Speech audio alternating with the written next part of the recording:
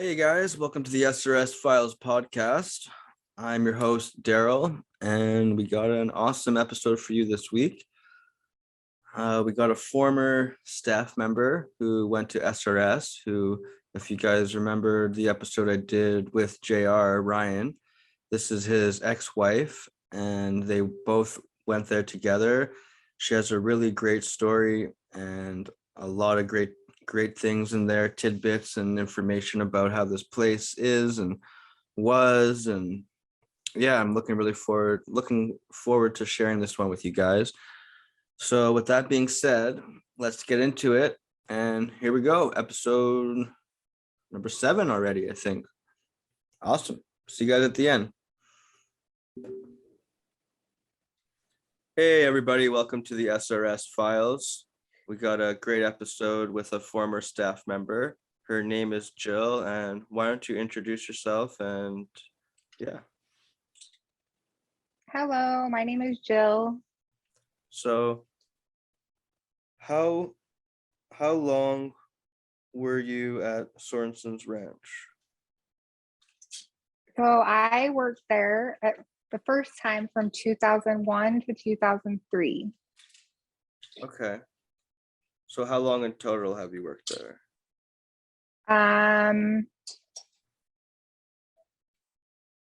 So the first time I worked there from 2001 to 2003, and then I went back in 2003 and worked there, I'm not sure, for probably about 6 months. And then I worked there again in 2006 for about 10 months, probably. So maybe about 4 years on and off, 4 or 5 years on and off? Yeah, probably. Okay. And how old were you when you started working there? I was 19. Wow. That's such a young age to work there. Why did you work there? So my ex-husband worked there at the time, and so I think it was just kind of I think he just came home one night, and I don't really remember, but I think he just came home one night and was like, hey, they need someone to answer the phones at night. Do you want a job? I don't really actually remember, but it probably went something like that. So it's pretty much just kind of like you needed a job, it got offered, and it wasn't like you really knew what you're getting into. Yeah. Did you and JR, Ryan, who we did the podcast with, who everyone who's not listening, did he discuss anything about working there with you when he went before you worked there? Yeah, he told me what it was about, but since I was 19, I wasn't allowed to work in the cabins, so I didn't think it was going to be that intense, because I was just allowed to work in the office upstairs. Okay, so it seemed like just a regular job, and you didn't really know what you're getting yourself into, kind of say. Yeah. So, are you a Mormon? So I was born a Mormon, but my family wasn't very religious. We didn't go to church. I was baptized when I was 8, but then I didn't go to church really at all, ever until let's see. If you watched Ryan's podcast, pretty much until he decided to go back to church, then it was kind of like a mutual decision. We both went back to church at the same time. And then that was kind of what we did in our lives for a bit. And then I'm not going to church currently. So it was kind of like something that you're born with. I mean, being from Utah, there's a lot of people that are into the Mormon religion, but it wasn't something that you were practicing until you started doing that at probably around the time that JR started working at SRS. Yeah, so I was about 17 probably. So it was after we got married. Because He I do got remember married him really saying, young. because I do remember him saying something when he got involved that like that when he decided to practice, that he heard that someone mentioned to him that good things are going to happen to you if you commit to this, and then in a way it did. So he manifested something, and that's why he started almost working there, because he found this job through his kind of practices. So Yeah, so it was after, so we moved to Provo, and I think it was like after we moved back to Salina, after living in Provo, um, like he wasn't finding a job, and we had already got married. I was 18, but we had already had Shaden.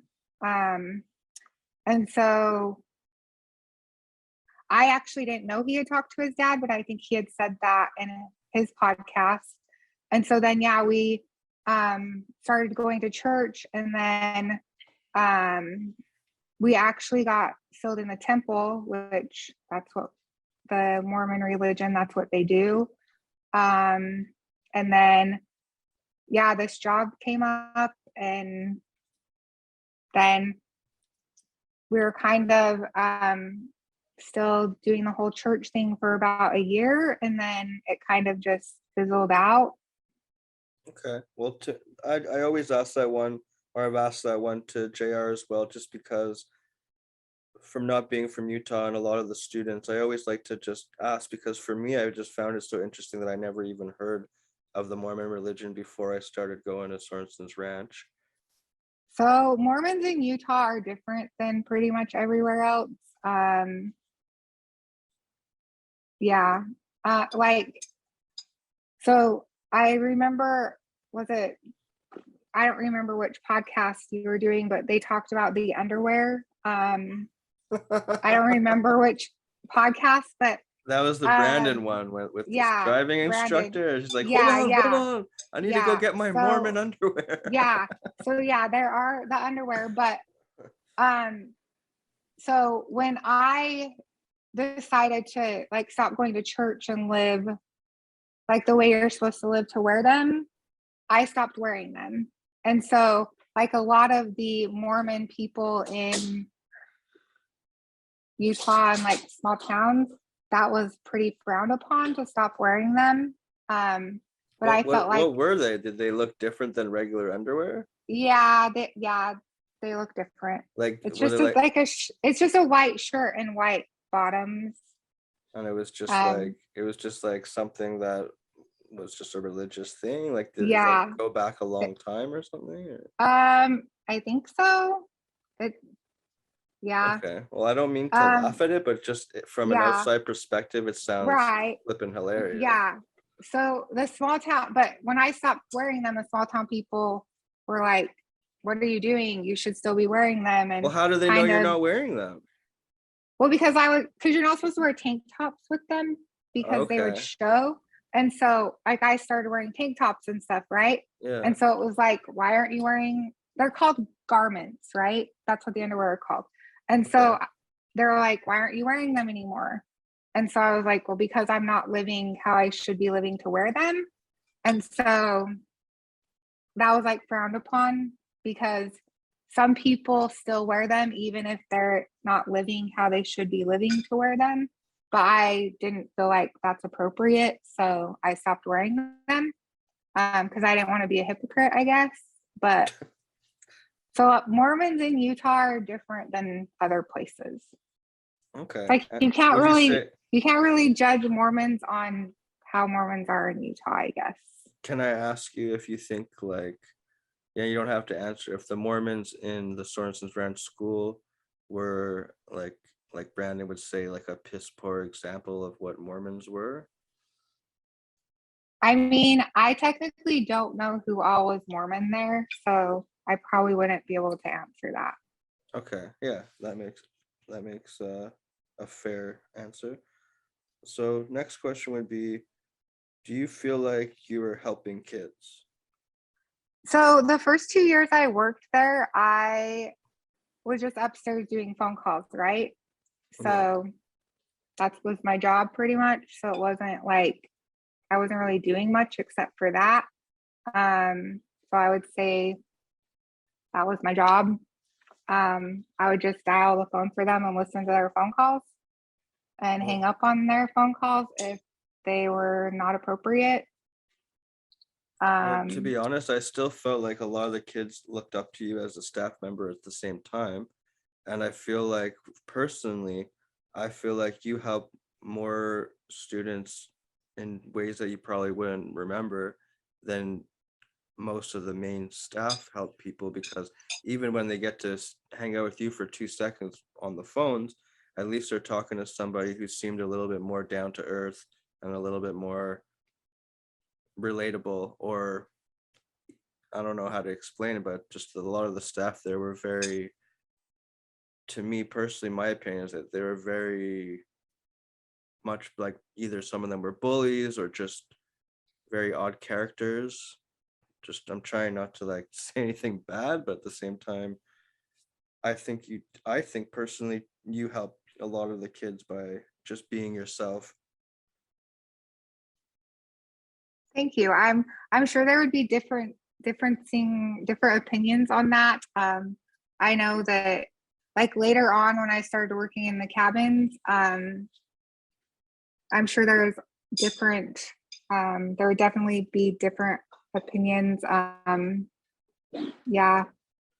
Well, you can't make everybody happy, but the fact that you and JR were a thing, I can see you being like kind of how JR was, which was kind of an outsider in a place like that, but trying to do his job, but fair. He would do it in a way that was still following the rules, but he was able to, like, I was able to hang out with him like he was my friend. So I figured you would probably have that same relationship with some of the female students, kind of like JR had with some of the male students. Maybe not, maybe, but I would just, that's how I would picture it. I'm sure that you were one of the good ones, sort of say. Yeah, I feel like I tried to do that. And you can't make everybody happy, just like JR. He probably pissed off a few people too, you know. You to work there, you have to be tough and you have to follow the rules, like just like the kids have to follow the rules. So I guess we already know the answer about how you found out about the ranch. And I asked this one to JR, but I'll ask it as well too. Are you related to anybody who worked there besides JR? So, I actually had like one of my mom's cousins was a cook there. Um, Okay, interesting. yeah, I'm probably not going to touch on that though, but yeah. Okay. Did you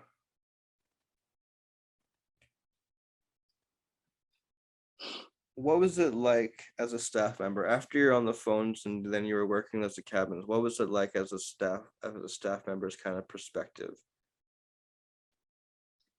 So I feel like most of the time it was actually a fun place to work. You know, I tried to go on activities a lot of the time, just because then you're going off campus and it's a whole different environment if you're off campus than if you're on campus. If you were on campus, then you were always stuck somewhere. And I feel like if you were stuck on campus, that's when like most of the things would happen, like something would break out, or like I feel like there would always be something happening if you were stuck on campus. And so I would try to go off campus. So I feel like a lot of the time it wasn't that bad of a place to work, and I actually didn't mind it.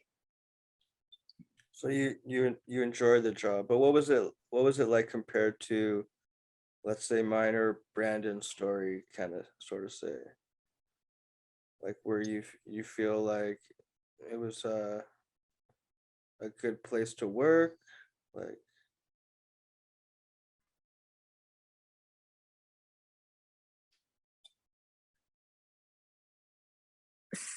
So I would not like discount anyone's feelings who went there ever or anything like that. I feel like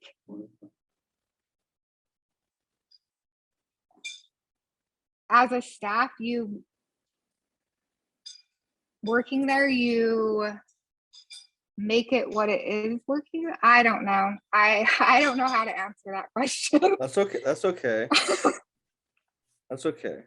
I feel like we already like can paint a picture a little bit of how it was to work there with what you already answered. So if you're not comfortable, that like I totally get it.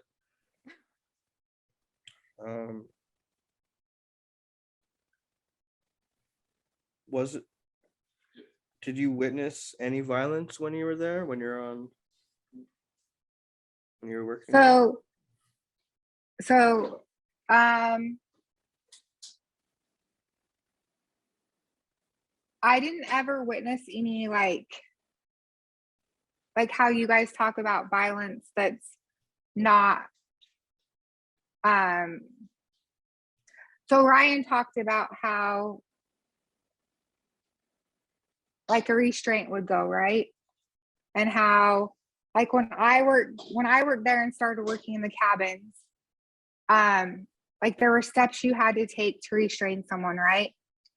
And so when I worked there, I didn't actually ever like go through the steps with anyone. I responded to restraints that were in the progress of being done and helped, but I didn't actually ever like take anyone down.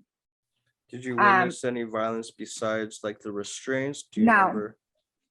I didn't ever Nothing witness. firsthand. No, I didn't ever witness any like how you talk about your situation or any of the other things that people have talked about in the podcasts you've done. I didn't ever witness any of. I feel like that happens with a lot of the people that I've talked to. Either you just weren't Like aware of it or it was just not witnessed in front of you. But from my yeah, experience being there and from what I have heard, there's a lot of violence that goes on at this yeah. place. Like I honestly never even watched like a workout. I took one hike the whole time I worked there. What was that like for you? So we only hiked up. I don't know if you remember, but there was that lane that went up like the side road, kind of like. Was that Hog's Back? We didn't go up Hog's Back. Okay. We just went up that lane. Like if you go out of Sorensons and turn up the highway and up that lane, it was a dirt road. Okay. We just walked up that. That's it. It wasn't so bad. It was just a road. It wasn't like it was like a time killer almost thing. It wasn't like like a super extreme hike or anything. No, it wasn't like uphill or anything. It was just like a short. We walked up to the highway on that road. I didn't do any of the 10-mile hikes and I never even watched a workout. Okay. Did you ever witness or hear of any stories of any sexual misconduct that you can speak about? No. I mean, I've heard, you always hear things, but nothing of like detail that I could even talk about. Okay. Would you say that there is sexual misconduct happening at this place or happened in the past? I wouldn't touch on that one. That's okay. I'm the one here to ask the hard questions. You don't have to answer. Do you still work there, and why did you leave? I guess we already figured that one out, but we never. Can I ask why did you leave? So, I actually left because I got a different job at a different facility. So I actually worked in multiple, well, a few treatment centers, like Sorensons Ranch. So I worked in treatment facilities until 2015. Wow. And then I actually started working in for the state in the juvenile detention center. Wow. So probably in the same building that Brandon got sent to. I started working there in 2015. But yeah, so I worked with like troubled youth, I guess, for a long time. How would you compare Sorenson's to some of those places, if you can? Sorenson's was definitely better than some of the other places I worked. Okay.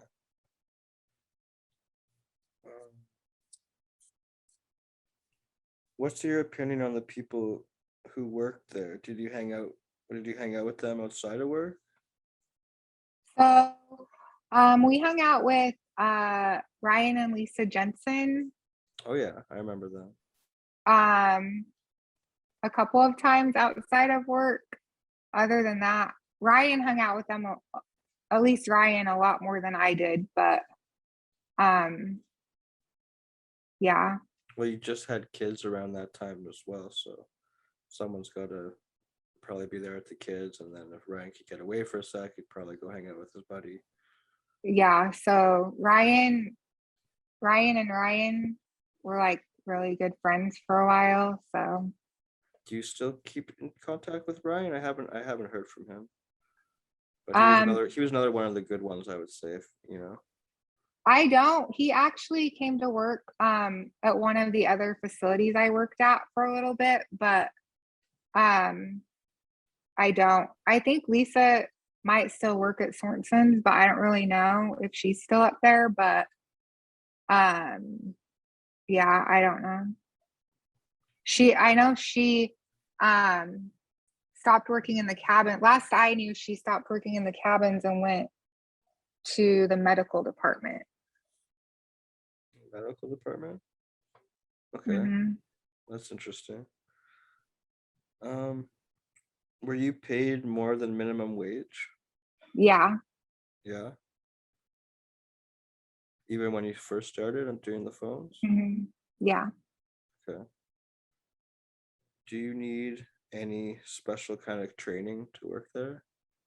So the only training I got was the training for the restraint. And that's it. You don't need any like qualifications or anything. I don't know if you do now, but Not when you worked there. no. So what was the isolation room? Did you ever work within it? I didn't ever work in the isolation room. I mean, I know what it was just because like I worked on phones and there were cameras upstairs. So I know what it looked like. It had the however many stalls and the beds, and whoever was in there sat on the beds and faced the walls for countless hours a day and ate their food there and only came out for workouts and whatever else, hikes maybe. I don't know if I can't even remember if they went on hikes, but then right back in and had to look at the walls all day long. And they slept in there. They didn't go to school. Yeah. That's kind of crazy that you had a camera to that. Did you feel like you had to like if someone did something and there wasn't a staff in there, you'd have to be like, oh hey, one of the kids is doing something bad. No, so the cameras were, so I don't know if you remember. So there was the first office where the phones were. And then there was where Pete's little There was desk the would be. middle office, Oh, and that's where the cameras were. So I think that was maybe Norm's office. I don't remember. And then okay. there was the third office down lower, and that's where you would go for like disciplinarian was the last office. Remember there was the Yeah. metal stairs that you would go up? Yeah, I remember those. Yeah. But I don't remember whoever's office that was. Maybe I don't know. I can't remember if it was Norm's or Pete's or I don't know, but I remember you'd go up Pete those being in there stairs. most of the time when I worked Yeah. there. So the middle office is where the cameras were. So I didn't have to watch them. So no, I didn't. But you were just aware that they were there, kind of thing. Yeah.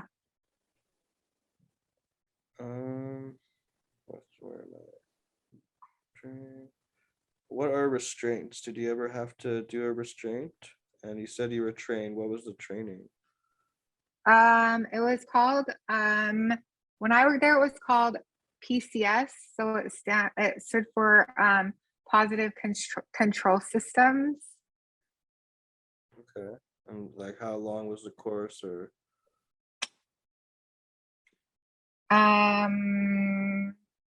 Maybe like 8 hours, I think. I honestly can't max? remember. And then you're qualified to do the restraints? It might, oh my gosh. Ryan taught it, so he would probably be better to answer it. I honestly can't remember how many hours.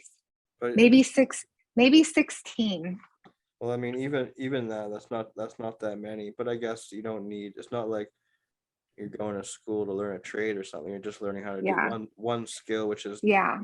knock a child down and put him in a I mean, position to. it's okay. So let's talk about this for a second because it's not actually okay. So PCS was not actually taught to just take kids down and like beat the shit out of them. Like it was not really, it was designed to do that, yes, if you had to do it, if it was like the last resort. It wasn't like you didn't learn it to just automatically just like tackle a kid and like hurt them. That was not like, that's not why I learned it. Honest, like if I'm being 100% honest, I learned a lot of really great communication skills from PCS, like mirroring and matching, like pacing and leading, like stuff like that. So like there were steps that we were supposed to take before it But ever led. not every staff would follow those training techniques to try and defer the situation in a calm manner. It would mostly lead to throwing them on the floor, bending their arms backwards until either it breaks or they say or they let go of them or they have 3 or 4 staff. They say, "Come on, let's go restrain this kid." Boom. I mean, so like I said earlier, I didn't ever, like I went through the steps before, like plenty of times. And other places, so at Sorensons Ranch, I went through the steps multiple times. I don't remember ever physically taking someone down. I helped with restraints. I don't ever remember initiating them. What I think what that comes down to is that you and JR kind of had more of a mentality of wanting to help the kids, where some of the other staff there were sort of bullies and they were just like not really giving a crap, and they would be more willing to just be like, "Oh, you're not going to listen? Here, you're getting restraint going in the isolation room," type of deal. Like from what I witnessed. My mentality, honestly, when it came to restraints was if you're hurting yourself, if you're hurting someone else, if you're destroying property, then yeah, you should be probably restrained, not to the point where your arm breaks or you get a bloody nose or busted up face. But like for like my mentality, pretty much the entire time I worked from 2002 to 2000. So I stopped working at the detention center in 2019. Was even if I have to raise my voice at someone and like match their escalation, if I can get them to come down by doing that, that's what I'm going to do. Cause I don't want to, like, I don't want to take someone down. Well, that's I don't just want to. well, that's just like a good technique. I mean, from what I remember in the stories I heard, where it would be immediately, and it's funny because everybody I talk to, they always say the same thing: face in the dirt. And that's what I remember the restraints being like. First, they take out your legs with their feet, and then they get you on the floor, and they have maybe a few people helping, and they have your arm backwards and smush your face in the dirt, which was more of the aggressive way of doing it. But then there was probably also times where there was a staff member that cared more and then had to get to that point to do it, where the face wouldn't be smushed in the dirt. They wouldn't kick out your legs to knock you down. They would more gently grab your arm maybe and twist it backwards and just be like, now you're going to be good, or I'm going to have to keep you here or whatever. And usually it would assess the situation. They're like, okay, I'll be good. I fucked up or whatever. If that's kind of like how I remember it. There was times where the restraints weren't as violent, and I feel like Yeah. that's where you come and play, you know? Yeah. Like, definitely the restraints I participated in there were not, I feel like were not violent restraints. I definitely was not in any restraints with any of the people that you all have talked about, but I definitely don't feel like I was in any violent restraints. But again, like when I first started working there, by the time I was in the cabins, some of the people that you talk about, they didn't work there anymore. Because of probably some different reasons that you can't I get don't know. into. I mean, I don't know why I didn't work there anymore. Or I stopped working there in 2003 and came back 3 years later. Okay, fair enough. I won't push that any further. Do you find that SRS, Sorensons Ranch School, was a good place that helped troubled teens?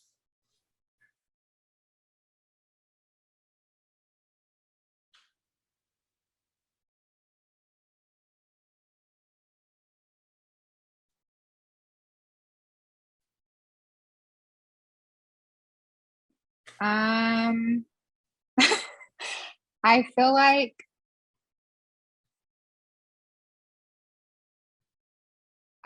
it had potential to help them.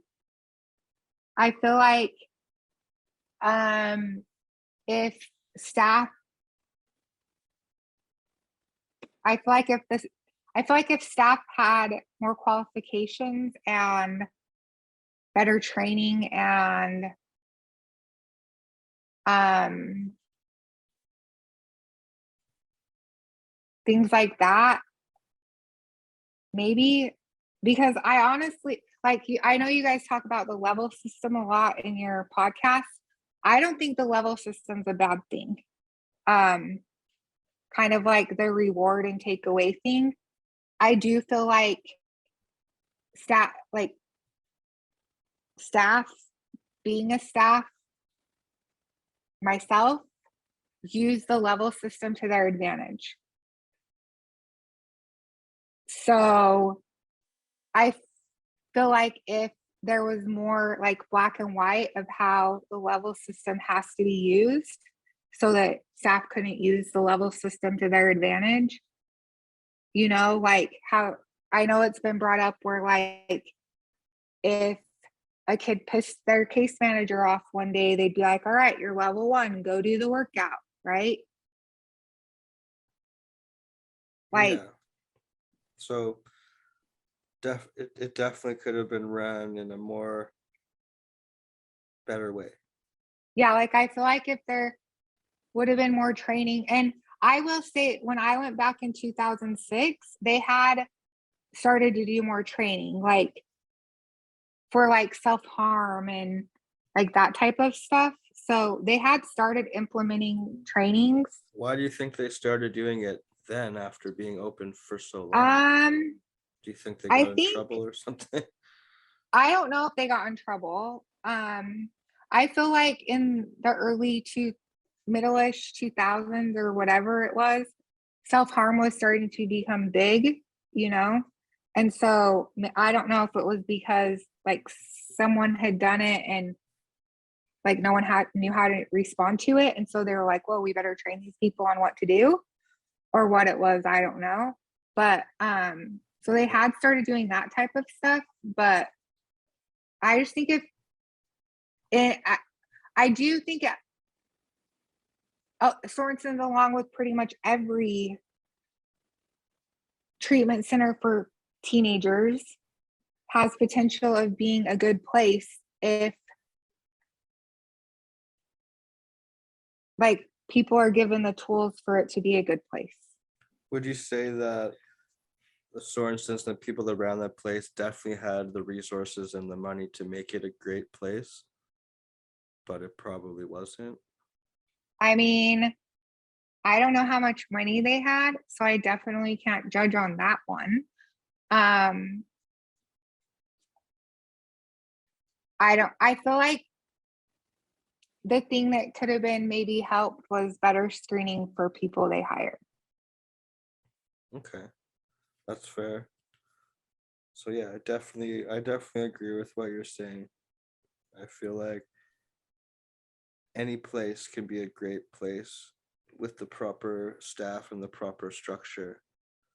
But I do feel like Sorenson's Ranch School did kind of lack that qualifications in the staff, as well as just keeping up with that. And I feel like, me personally, that makes it kind of not a great place. But that's my opinion. Um,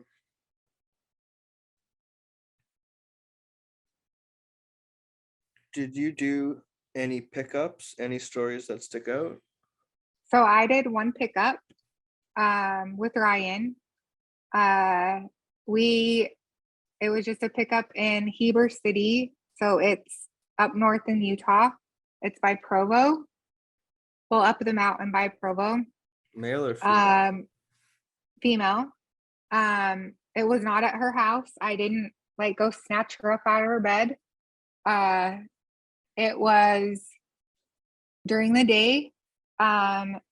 We went to her court. She had court that day. She got court ordered to come with us. And so we took her from the courthouse. We took her to her house. We got she got her clothes and stuff to come with us. We went to Provo. We went to Panda Express and got food. We drove back to Sorenson's and talked the whole way and told her what it was going to be like.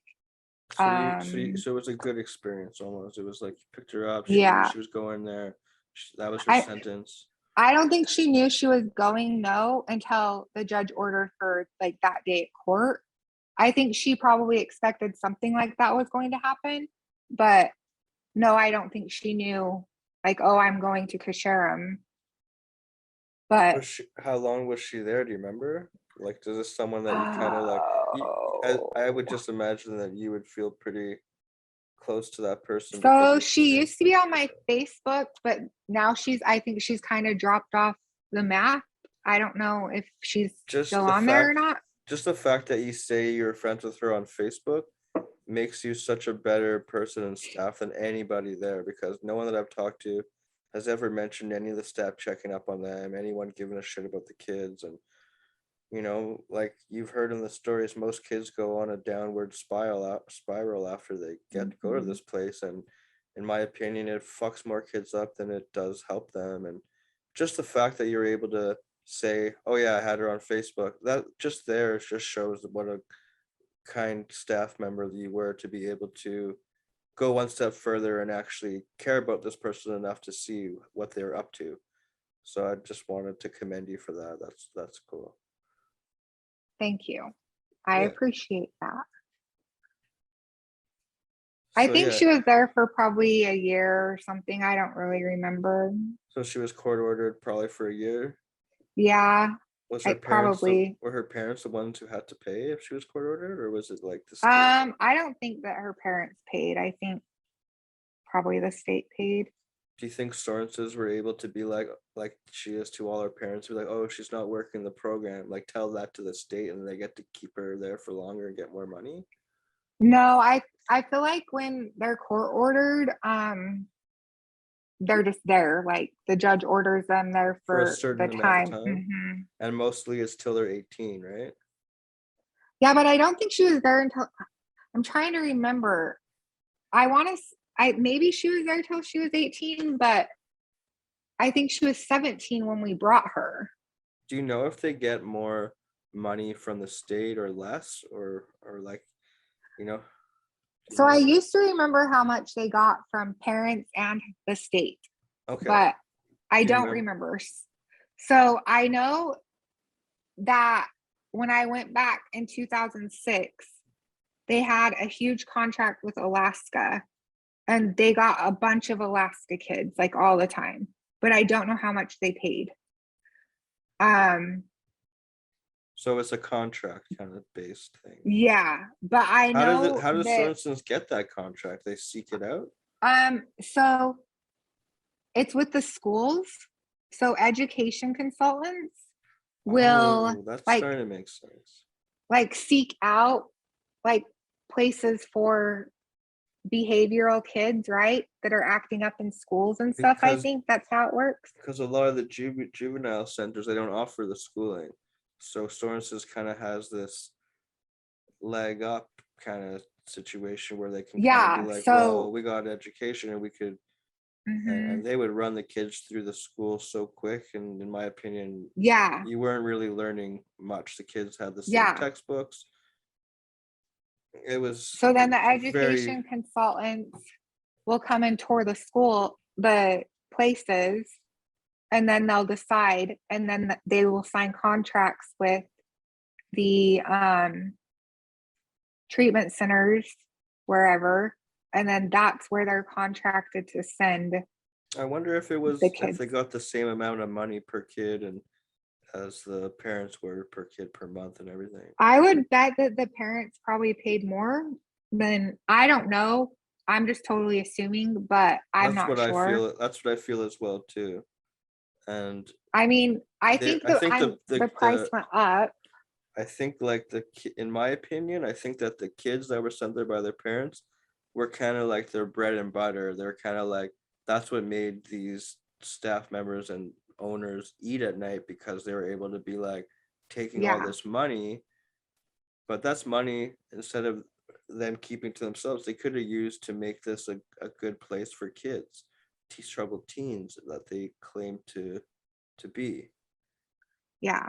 I'm pretty sure when like the state sends them, so like all these Alaska kids, right? Their parents have no say when they go home. Yeah. So like the That's state is so just interesting. paying. It's so interesting. Yeah. Well, is there anything else you want to add to that? I think we got kind of, Yeah, or I I got think. kind of sidetracked there because it's so interesting to me. Um, okay, well, if that's it, what would be your top three best experiences working there? I know, I bet one of them would be the the times where you would go out, like capture the flag. Yeah, so like capture the flag. Um, I liked going on cookouts. So like any activity. I like all top three would probably be any activity, honestly. And that's your whole Um, top three is right there. yes, just all activities. Was there anything else that you found positive that you liked about working there? Because you worked at a lot of other places as well. Probably just activities. I loved I loved activities. What about the fact Um, that you were able to work there with your husband at the time with JR? That must have been pretty not cool. not really. I don't really advise working with spouses. No, it didn't work out too well. I mean, to each their own, but Well, I wouldn't do at it. least at first it could have been helpful, because it must have been so scary to work at a place like Sorensons Ranch School, that to have him there to kind of be like, hey, it's okay. I'm here if you need me. Hopefully, I would think that would help. I mean, kind of, but I feel like we pretty much, like when we were at work, it wasn't like we were married, right? Like I think we tried to separate that. I feel like everyone knew we were married. But I feel like we tried to keep it like separated, I can understand that, and plus for you like, being like 19 when you were there, that's such a young yeah, age. You're so young, yeah, and him being so young too. They kind of need you guys probably both needed to like really make sure that you were following the rules properly, not to get or just to fit yeah. in a way. Well, and like I didn't want him like feeling like he had to run to my rescue or anything, I guess, Um, like I Well, wanted to be able to like set my own boundaries and like I don't know, just do I was my gonna. own. What came to mind is just saying you can't really show any kind of any fear or any kind of unconfidence because you need to play that role of like the staff member. So Yeah, if you show any fear, it's like all the kids are like wolves, they'll just fucking eat you alive, you know. And yeah. that can go with the staff members too. I don't know, you Hmm. know. Yeah. Well, and when I was able to work in the cabins, we would take activities together. And like the capture the flag activity, we would do together and take together. But when I was on the like younger and working on the phones, I feel like we tried to keep like pretty much separate. So by the time you were doing activities with JR, he must have been working there for 7 years, maybe. Um, He was probably like there's a lot of yeah, so turnaround with the staff. I was 21 when I started doing activities. So he had been there 3 years. But Okay. then when I went back, he had been there like 6 years. Okay. For people that are listening, like that's quite a long time for a staff member at Sorensons because there was so much turnaround with the staff. So Yeah, that's like, so at that point he was like he mentioned he was the shift supervisor yeah. as well as doing activities and everything, and Mhm. I'm sure it was a lot better when you at the end towards the end than when you first started for sure. So when I left, he was a shift supervisor. Um, yeah. So when I went back in 2006, there was not very many people that worked there, like from when you were there. There would like Octavia was still there. Clay was still there. Well, they're all Like, related, so it's all like the Sorensons relatives and the lifers kind of sort of say. yeah, like Phyllis was still there. I don't remember her. I think Tavita and Jody were probably still there. Oh God, they were Um, they were, in my opinion, probably some of the worst staff that were there. Jody and Tavita. I don't remember Jody so much. I remember she was kind of not very liked, and then from a student perspective, and Tavita, not so much either. He had his moments, but he was an asshole. But to me, in my opinion, most of the stuff they were assholes besides you and JR and a handful of people. But yeah, I don't know. Sorry, I got off guard there with the Tavita thing. It brings back memories when you say those names. Um, what was your three worst experiences there? um, so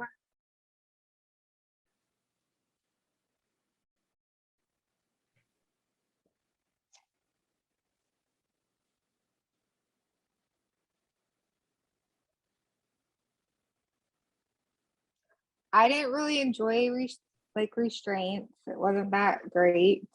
Um, Did you have to do the restraints at the other places you worked at? yeah, Okay. yeah. So uh, when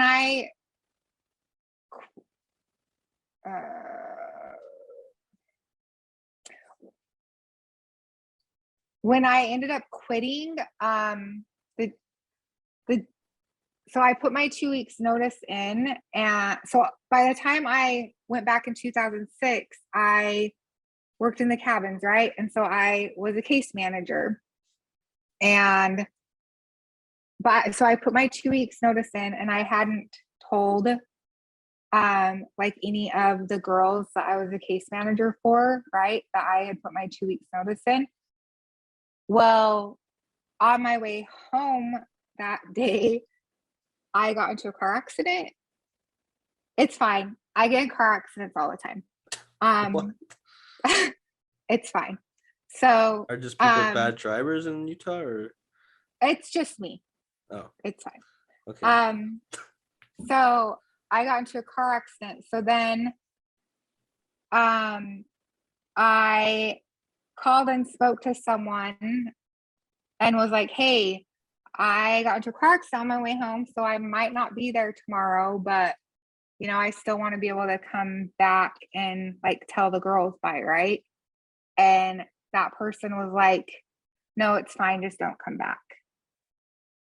So I wasn't able to tell the girls. So I had like 3 girls that I was a case manager for.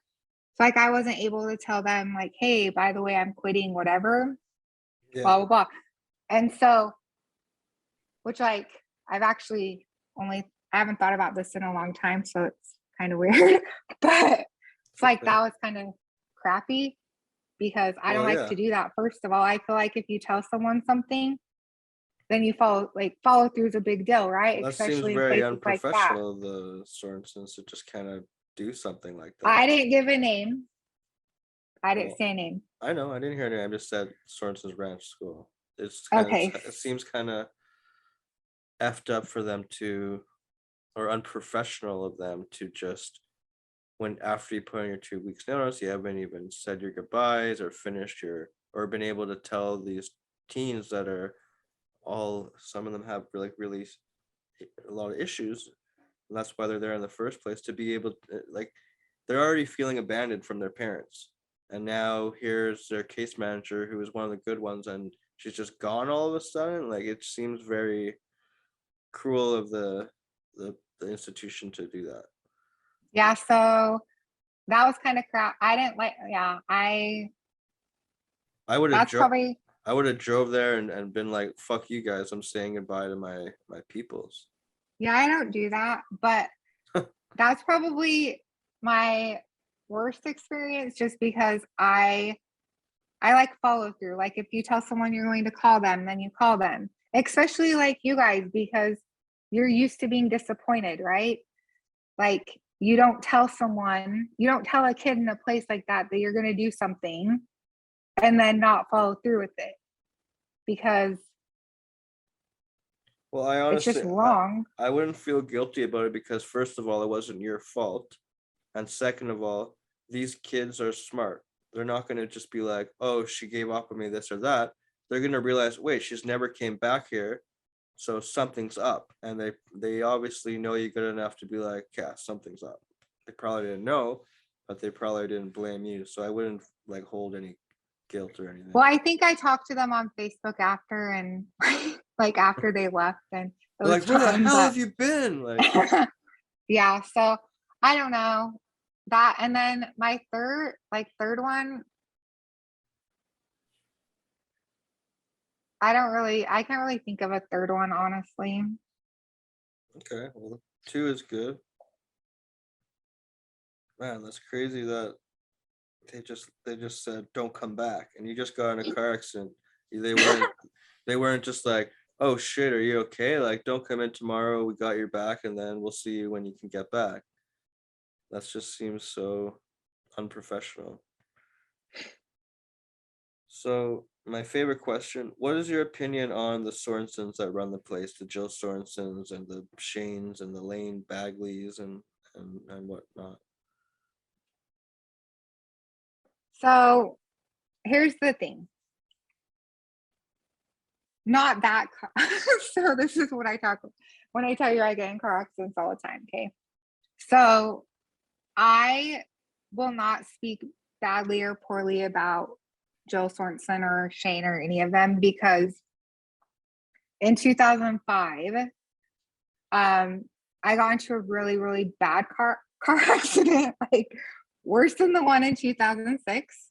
And I almost died. So I was life flighted to Provo, and was in ICU and blah, blah, blah. And so Ryan was there, like Of came course to the he's there. hospital. And Jill Sorensen actually came up there. I don't really remember her coming there because I was pretty much in a coma, but anyway, long story short, she paid Ryan's wages, like she paid him the whole time. So I was up there for 3.5 weeks, and she continued to pay him the whole time I was in the hospital so he could stay there up there with me.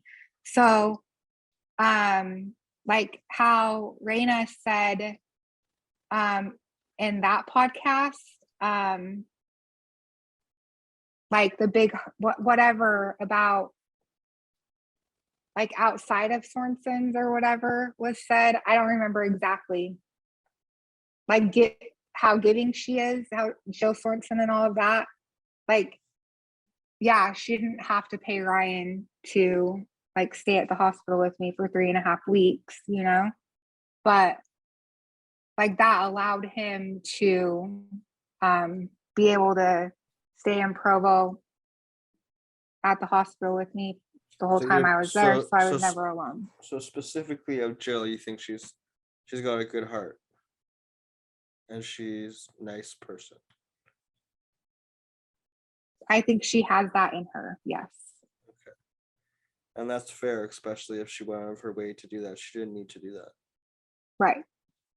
But with that being said, she's still guilty of association by owning and running a place that's so fucking shitty.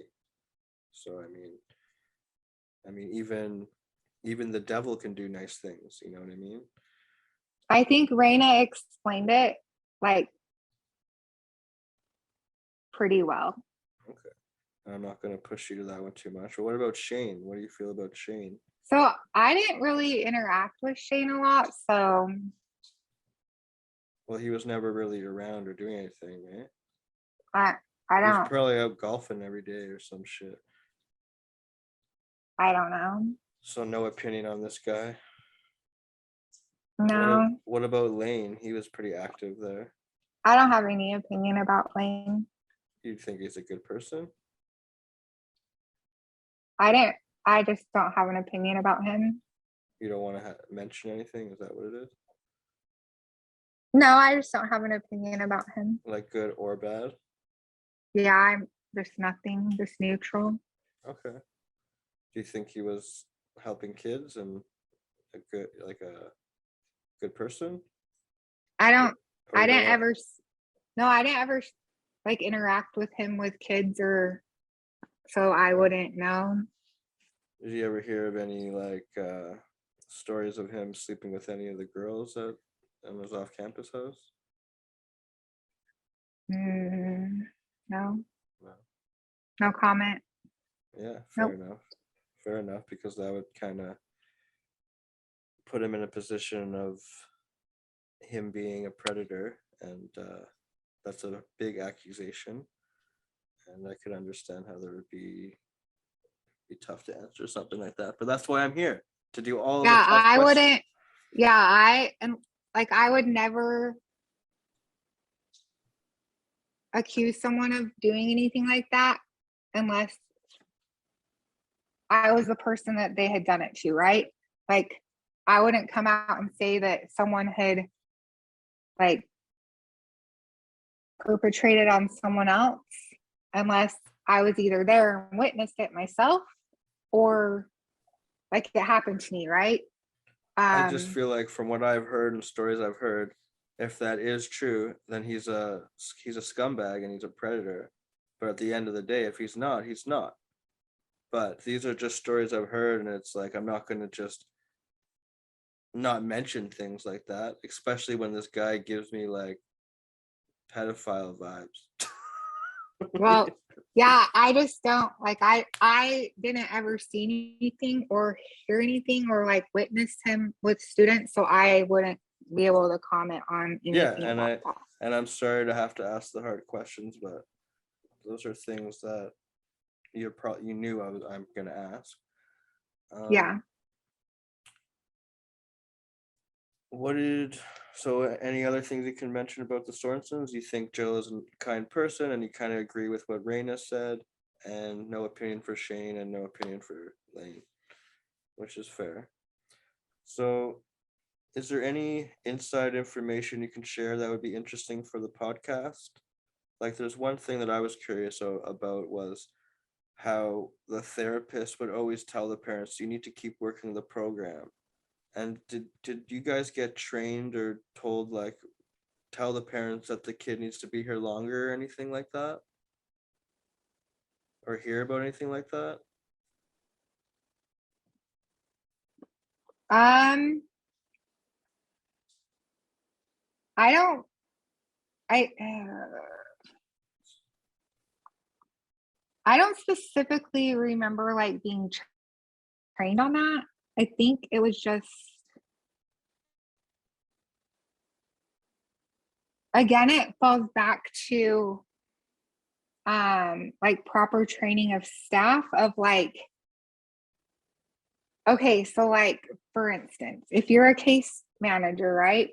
And you have a kid that you're over that makes you mad, right? And so you're like, all right, now you're level 1. Now you can call the parent and say they're not working their program, right? Yeah, so there is that So going on. so I I don't necessarily know that it's like training, but again, I've worked at many facilities and there's a lot of that in a lot of them. So a lot So of those places are like, it's not about the kids helping, it's about the money, and it's about. I I don't want to say that. I'm I not saying I don't want to specifically at say that. Sorenson's Ranch. I'm asking because you said that does happen in other places. So that I'm just trying to just shed some light on that. Just like, so that is a thing that happens in institutions where. Not really. I wouldn't say necessarily for the money. I would say as staff, your mentality is,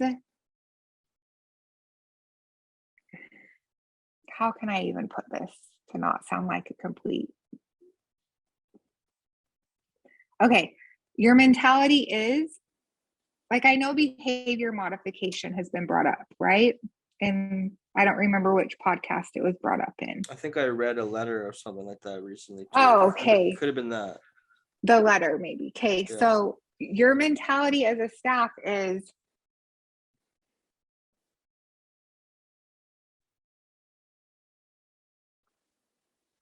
especially back in like the early 2000s, if you can, this is going to sound horrible.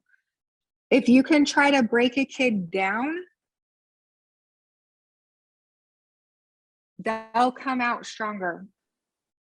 Okay. I don't know how else to say that. But I know that sounds, that's a strategy. It's to kind of. I mean, I know that sounds horrible. But if you can, like, because then you can help build them up, right? Okay, Like, that sounds like almost some kind of military training from back in the day or something. yeah. So, and I know it sounds horrible, but Well, there's a lot worse that's shit going on than that. that's So why it's not if that bad. there's, that's why like talking about like the CDs and like all of that, like going off campus and listening to music and this and that, like all that gray area, right?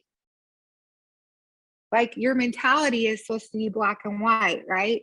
Like you come in, you go to work, you do your job, you follow the rules.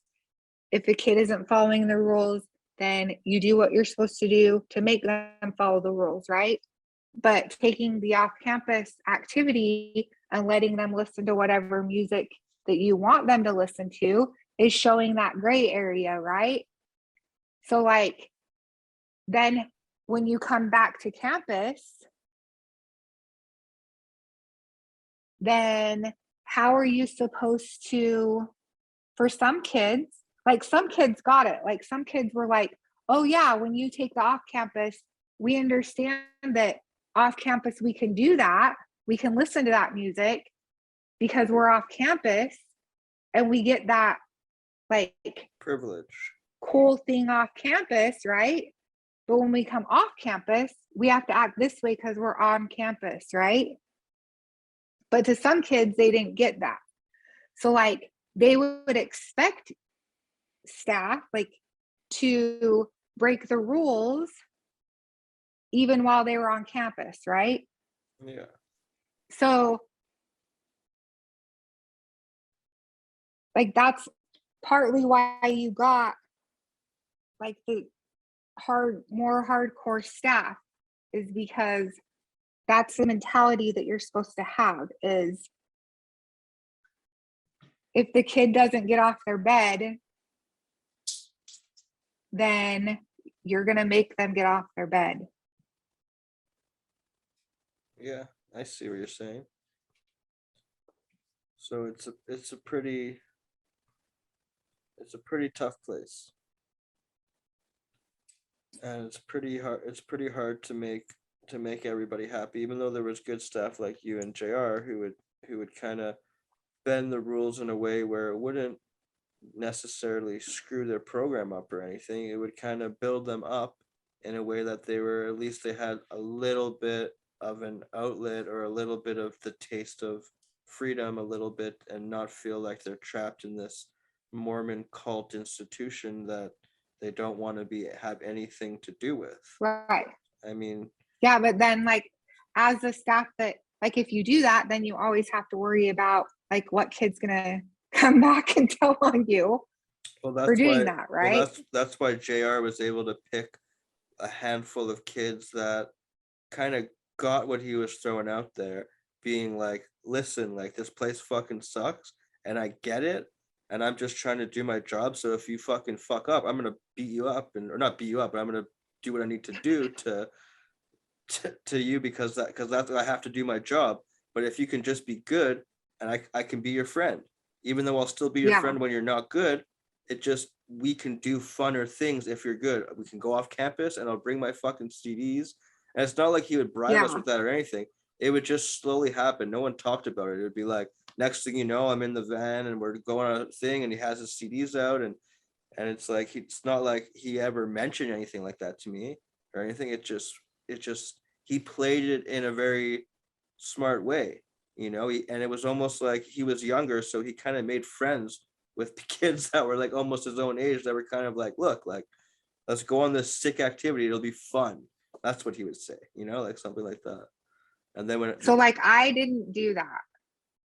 Well, I think it takes a special somebody to be able to do that, especially where he's coming from, like being so involved and into music since he was a kid, and that's kind of like where he had that in with me and a lot of the other kids, is because he liked a lot of the same music.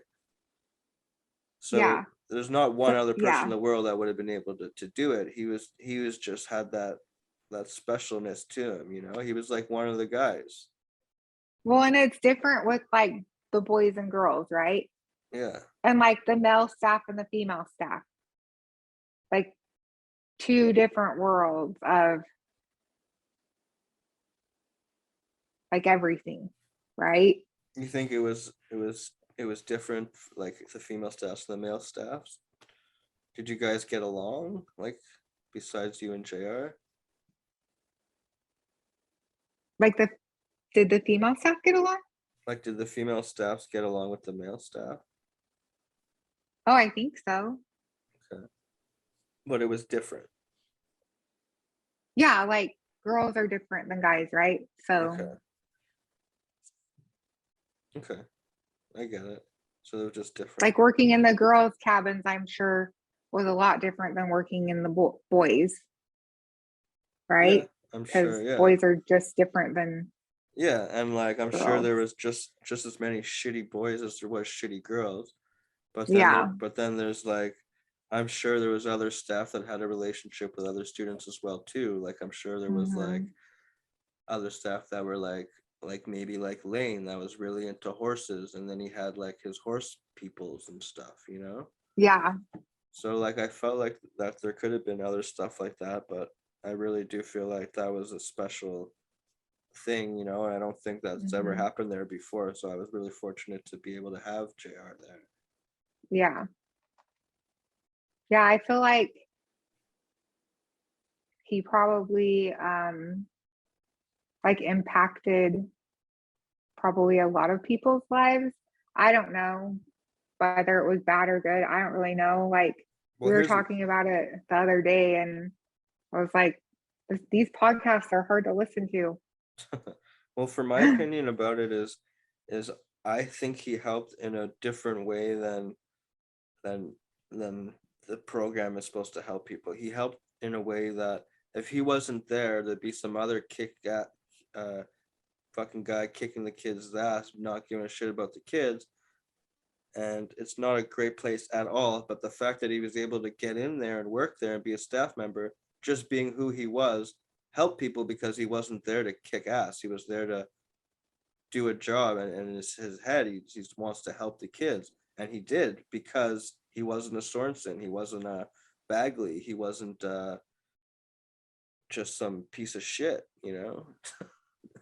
Yeah. That's why I think he helped people because he would be able to go and do the activities. And even though there was these kids weren't getting help at this place, they were helped by getting a break from this stuff and having shown a little bit of love, a little bit of compassion, which is what he did. He didn't kick people's ass and threaten them with isolation or workouts or restraints or any of that stuff. He gave them a little bit of compassion and a little bit of love, which is what I think most of the kids at this place lacked, especially the kids that were either wardens of the state and they didn't have any parents to talk to, or they didn't have any reason to live, you know. And there was a lot of fucked up kids there, and I think what really would help these kids would be a little bit of love and compassion, not ass Yeah. kicking and you know, most of the kids that need the most help had a lot of mental health issues, and they were actually made fun of and treated worse than the other kids because they wouldn't get the special attention that they actually needed.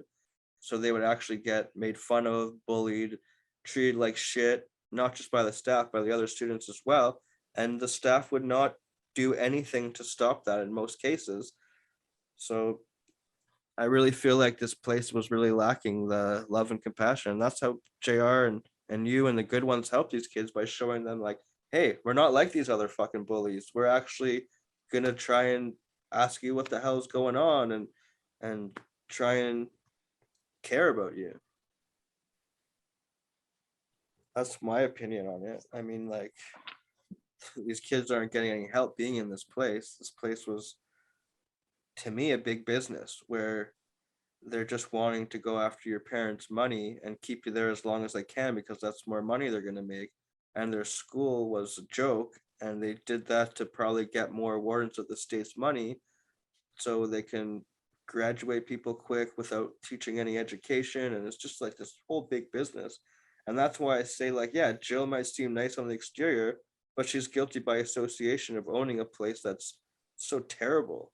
Same with Shane, same with Lane. And the fact that there are these like I read the letter the other day, they're like these car salesmen of institution for kids, and it's sickening. And I think all these people should be put into jail, to be honest. Yeah. I think it just goes back to like you brought up mental health and just not being trained, like, Yeah, and I know like you can only say so much, and you were mentioning on it before about how the place can be a good place, you know. So I think like you've said a lot without saying anything, in my opinion. yeah, I feel like I don't know. Like, I don't know. I Well, I'm just saying my opinion, and I probably wouldn't send my kids to anywhere, but it's like uh, you said, it could be a lot better. And yeah, that's a question that I probably should have asked. Like, would you send your kids to this place? so If your kids had like my behavioral or drug issues, would you consider this as an option? so definitely not drug issues. But well, and like my kids are older. Like Shaden's 23, Keenan's she's 19, and Lainey's 17. And then my youngest is Malachi, and he's 14. So like he's the only one that I could send away.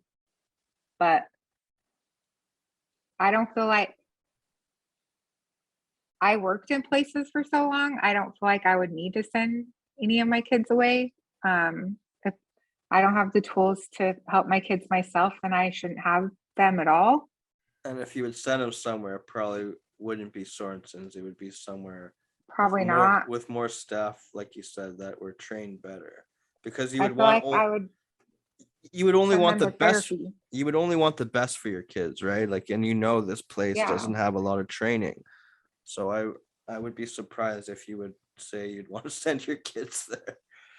I would just send them to therapy. Like, And if they didn't go and they were out of control and they were spiraling into a drug addiction kind of thing, like, and they just didn't want to go to therapy and they wouldn't listen to you, they wouldn't come then I home, would find a drug rehab.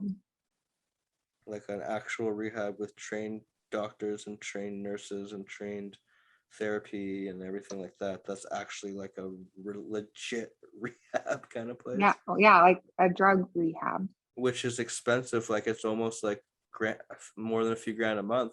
But that's the same as Sorenson's, and you're actually getting the proper treatment and the proper care. So that's probably the smart route to go. I mean, so I don't think Sorenson's would be able to help any kids. Like, look at me, I'm 35. I only was there for a year. I never got in trouble once, and I'm still traumatized from that experience.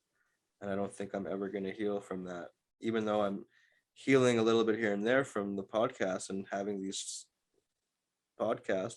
To me, each podcast is like a therapy session, and I'm healing bit by bit. But my glass is fucking full. It's been filling for 30 or for 20 years now since I've been there. So each time I talk, I may be taking out a drop, like, so it's going to Hmm. take the rest of my life to really heal from that experience, I think. So I don't think it's a good place. Yeah. That's like I think about that as I watch the podcast. I'm like,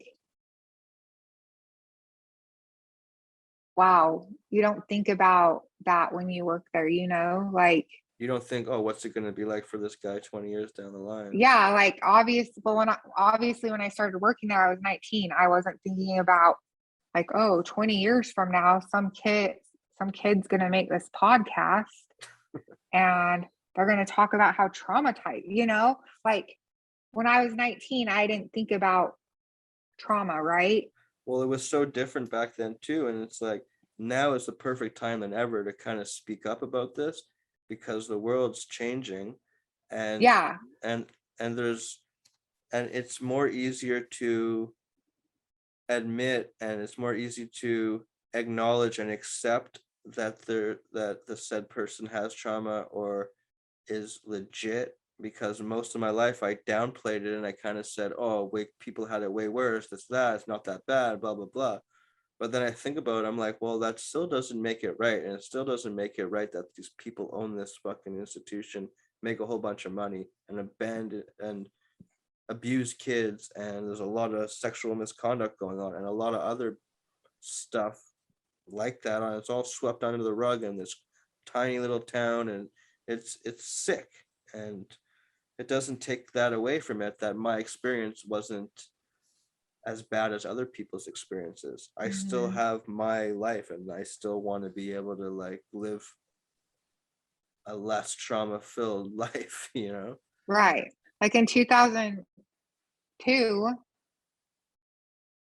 like I don't even know if I knew what trauma was, right? It was not like a word that people talked about, or like mental health. It wasn't. I don't even think I realized it till like a few months ago, till I Yeah. started pondering the fact that, wow, no one's speaking up. Oh wow, I just researched Sorensons and they sued MySpace because someone started a website called the Survivors of Sorensons Ranch, and they didn't like that, so they sued MySpace. And Yeah, I didn't know about that. so I'm like, what the hell? This place is insane. And then I'm reading more horror stories of people, and I'm just like getting more and more amped up. And I'm just like, I can't find information, nothing. And I'm like, well, I don't care. If no one's gonna do anything about it, I'm gonna just start this stupid podcast and see what happens. And I'm super glad I did, because I've been able to heal a bit, and I've been able to make new friends. I've been able to rekindle relationships with people I haven't talked to in 20 years. And I think it's like one of the coolest things I've done. So I'm super stoked to do it. It's hard, but I'm super stoked. Yeah, it was definitely crazy because I I don't check that Sorenson's Facebook page often, but I got like an alert on Facebook that was like Daryl Bidner posted on Sorenson's Ranch or whatever. So I was like, well, I'll check that out. And then it was like podcast. So I was like, or I think it was the one you were talking about at something. And so I was like, well, I'll check that out. And then it was the first one. And so I was like, oh, I'm gonna watch it, right? So like I put my um AirPods in and I was just like on the couch and my husband was watching TV. And so I have both of them in so I can like listen to it, like really listen to it and not get distracted. And he's like talking to me and I'm just like listening. Like I'm super focused because like I want to hear everything.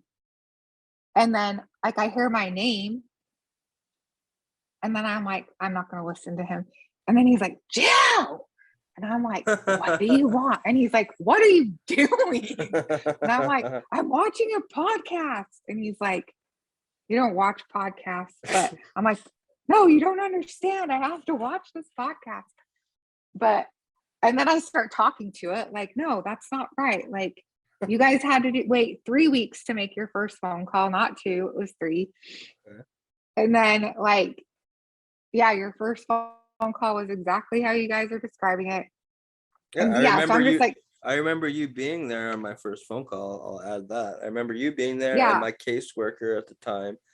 And I think even like Tom was present or something. And it was just very scary yeah. situation. If Surreal. like working on the phones, if your phone call started, like anyone's phone call started to go bad, You you had to hung step up. in. I could pick up the phone. Um, I could pick up my phone and dial And a code here. and listen in. Yeah. So that's another question that Um, you just made me want to ask. Is there some type of like rule where it's like, if they say anything negative about this place, you need to stop the phone call? So what was it? Something negative, something about wanting to go home, or just yeah, or like any fighting, like if you're fighting with your parent, like begging to go home. I think I would let like that. I tried to like let something slide. Like I didn't like arguing or fighting, but like I feel like depending on like who was around and what was going on, I feel like at times I would let like the whole I want to go home and things like that slide a bit because I don't know. I feel like that it was kind of mean for them to be like, well, don't. I don't know if it was mean, but like as a kid, so when I was a kid, my mom got really sick and was in the hospital. And like I remember we were allowed to call her. We were staying at my grandma's and we were allowed to call her. And whenever we would call her, if we would start crying, my grandma would hang up the phone on us. And she would tell us, like, don't cry when you're on the phone with your mom because that makes your mom feel worse or whatever. And so I like you just feel bad. Like, you just And feel bad plus it's hanging like, up people's phone calls, right? and like, Like, even if they it's not tell something you you want to not to, do. even if they say, if you, when you work there and you're like, oh, if a kid is crying and wants to go home or says anything negative about Sorensons Ranch, you have to hang up. You're probably like, well, that's a little bit unethical, you know? Well, and how can you, for a level 5, honestly, a lot of the times with off-campus kids wouldn't have phone calls like on campus, right? Like sometimes they would, but how you guys bring up like you're not working your program, this and that, whatever. But if you're level 5, you're working your program, right? So Yeah. I don't know. I know that there were times that I would let, like, I don't feel like I ever let like talking badly about the program slide. But I do feel like occasionally I would let it slide if it was like I just want to go home. Because again, I was 19. Like, of course you want to go home. Your Yeah. kids, like, you miss your family, But just right? the fact that they train you like that, it's so unethical. And that's the thing too, is I'm not sure if it was training. Like, I don't, it's been a long time. I don't But actually remember if it was trained or if it was just something well, right? they make it pretty clear when you're sitting right there about to monitor a phone call, and then the staff right on the other side of your ear is going, if you say anything bad, you're going into level 1 or this or that. Right. Like, they make it known that like that's what you're supposed to watch for. Yeah, it's a sick place, and it's sick that I had my first phone call and I couldn't say anything to my mom. I just cried and was like, this is so hard, because the whole time I was there for 3 weeks, I'm like, oh my God, I just want to fucking go home, and I just want to call my mom and tell her that this place is fucking insane, and like I shouldn't be here more than a few weeks. I get what you're trying to like do here, and like I learned my lesson. Like, can I please come home, because this is like the worst experience I've ever had in my entire life. But I can't say anything close to that. And I was so brainwashed by the time I was level 5 living off campus, and I could receive phone calls, not make phone calls. My mom would call me every day. Eventually, I got the confidence and was kind of slowly working her, manipulating her to be like, listen, like I don't want to be here, da da da. And I would, like, in the nicest words, like explain like that I don't want to be there. And eventually she got it when I said, I just want to be closer to home and not be in Utah. I want to be closer to Canada, because I was from Montreal. And I was like, maybe you can send me to a place closer, and I'll finish my high school, and I won't go back to Montreal and fall in the back in the same thing. Because I knew exactly what to say. Why, like, I already worked the program, manipulated my way, and learned how to get to where I was and never get in trouble. I'm not fucking stupid. So like I knew what to say. It was just I was so brainwashed. It's hard to even think about doing something like that there, because you don't want to get in trouble. So I remember specifically even having unmonitored phone calls. I was scared to shit, like Yeah. Yeah. even having like parent visits were scary for me. I did not want to slip up. And I thought every single time, I'm like, I prove that I work my program. I prove that I'm able to like go on a visit and behave and not ask to do drugs or drink or anything. Like I think it was maybe when they took me to Las Vegas, and I was like around them drinking all the time, and I was just kind of like really wanted one beer because I was in fucking Las Vegas. I thought that like that would be a good experience when I eat, but since I was underage and everything, like if I was in Montreal, hands down, they would have given me a beer. Like they're not like strict parents. But it was just so weird. Like, So you bring this up, I don't know, a lot in your podcast. So is the drinking age and smoking age different in Canada? yeah. So in Canada, you only need to be 19, and then where I grew up in Quebec, I think it's 18. But Quebec is in Canada, right? Yeah, but it's just one province in Canada. Okay, so because you're always like, I don't, when we were at Sorensons, we couldn't drink or smoke or blah, blah, blah, right? So, because in the United States, you can't drink unless you're 21. And now they just changed the smoking laws too. You used to be able to be 19, but now you can't be 20. You have to be 21 to smoke too. Okay, like maybe it would be frowned upon to like purchase it or something, but like it wouldn't be illegal for like anyone to smoke. Maybe 16 would be the age limit, No, it's maybe. illegal. That's crazy. You cannot smoke in the United States unless you're 21. So like if you went to Sorenson's and the staff was like, here's a cigarette, right? Yeah.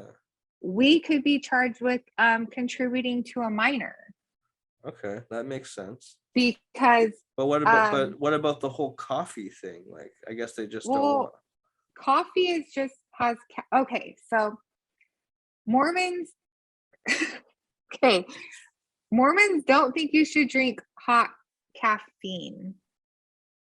Well, they would give us sodas all the time, isn't it? Like, Soda's cold. okay, yeah. But I'm just saying, it's like, So wait, no, could you guys drink soda with caffeine? yeah, Yeah. So because you guys had like a Pepsi machine or something, right? yeah. We have the Coke, Yeah. the pop machine, as you like to call it. I don't say pop. I say soda. Well, when we were in Sorensons, everyone called it pop. I Get don't some know why fucking people call it pop. pop. That's weird. Um, yeah, so in the Mormon religion, you're not supposed to drink hot caffeine. So like coffee or tea or that kind of stuff. Yeah, So we know you that. can Like have anything that's, cold caffeine, well, like from what I soda, understood, it was like they considered caffeine a stimulant, which would be right, like something that's stimulant to the brain that right. that affects it. So they don't want you to do anything in that regard. But with that being said, you're at an institution. You're not at like a Christian camp, or you're not in a Mormon camp. You're at an institution where they shouldn't be pushing their beliefs on us, and Right. they should be able to at least give us a cup of coffee or something, you know? I think it just falls under the um hot caffeine thing. I don't really know. Well, at I least they don't didn't have us like all wearing. coffee, so Well, at least we didn't all have to wear Mormon underwear. So I mean, it wasn't oh all my that gosh. bad. Well, is there anything else that you want to talk about? Um I think I don't have anything else, I don't think. Well, I can't think of anything right now, but I'd love to maybe have you on again on another episode and maybe revisit. And like I say on all my episodes, you never really scratch the surface, and especially for a staff's perspective, you never really touch the surface. Yeah. And I really appreciate you being able to have the courage to come on here and tell your story, or and say what you can, and speak a little bit on the perspective of what it was like as a staff member. That's not an easy thing to do, and I really appreciate it. And I feel like a lot of people are gonna listen, are gonna appreciate it, and kind of get some good tidbits in there. And yeah, so I'm really grateful to have you on here. And I guess we can leave it at that, wrap it up, and plan to maybe do another episode in the future. And by then there'll be some more episodes you can watch, and maybe you can correct a few more things for us. And Yeah. Yeah. Sounds great. It was great. This is awesome. I don't know. I I think don't know. I think it's a good thing. I think it was a good episode. I'm stoked that we did it. I'm glad I was able to convince you to do it. I know you were pretty hesitant. I know, and I would be Yeah. too. I mean, it's not an easy subject, as well as it's not fun to probably be put on the spot and ask the hard questions as well either. So I commend you for that. Yeah. Thanks. It was fun. A little trip down memory lane, no biggie. Yeah. Yep. All right, well, I'll hit unrecord, but I'm just gonna catch up with you for a sec, see how you're doing. Okay, sounds good. Okay. All right, so Okay. that concludes this episode. Thank you so much, everybody, and yeah, we'll see her again for another episode. And we'll get JR back on here when I'm not drinking like a fish. All right. All right, guys. See you next week. Hey, welcome back. Hope everybody enjoyed that episode. What a crazy, crazy place that is. And yeah, I'm really looking forward to continuing to do this podcast and shedding some light on this awful, awful place. So with that being said, I'd like to ask anybody who would like to be on the show to send me an email on the link below, as well as like, subscribe, all that stuff. And if you want to have a letter written on the other segment and send me a letter through the email, be anonymous, and that would be great to be able to share your story and don't have to be face to face or anyone know who it is. Great opportunity for people to heal without being on the face-to-face thingy or whatever. All right, well, I hope everyone has a great week. Hope you enjoyed the episode, and we'll see you next week for a whole new episode. All right, take care, guys.